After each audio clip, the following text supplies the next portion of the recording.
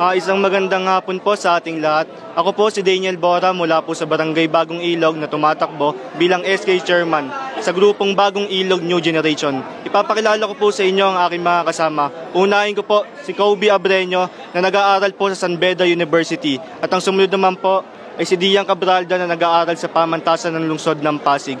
At ang pangatlo naman po ay si A.M. Lingkod na nag-aaral po sa Arellano University at ang sumunod naman po ay si Kian Tangal na nag-aaral sa University of the East. At ang sumunod naman po ay si Jonas Cruz na nag-aaral sa Jose Rizal University at ang huli po ay si Red Relenias na nag-aaral din po sa Jose Rizal University.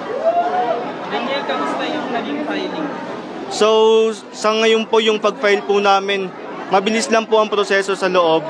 Ngunit medyo natagalan lang ho dahil sa sobrang dami yung nag-file ngayon dahil suspend po ng 2 araw.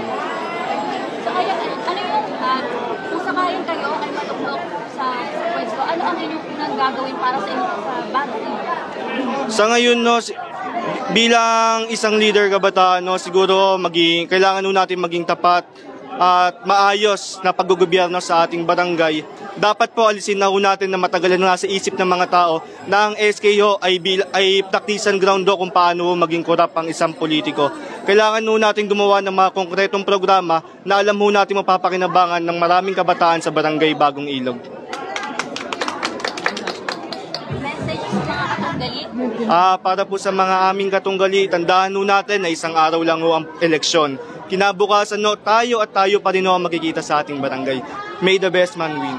Good luck po sa ating lahat. Ayan, one last question, message mo sa mga kabataan at sa iyong mga kabarangay. Para po sa kabataan ng aming barangay, siguro pumili na lang tayo kung sino ba ang karapat-dapat para sa inyo. Maraming Maraming salamat din. Thank you.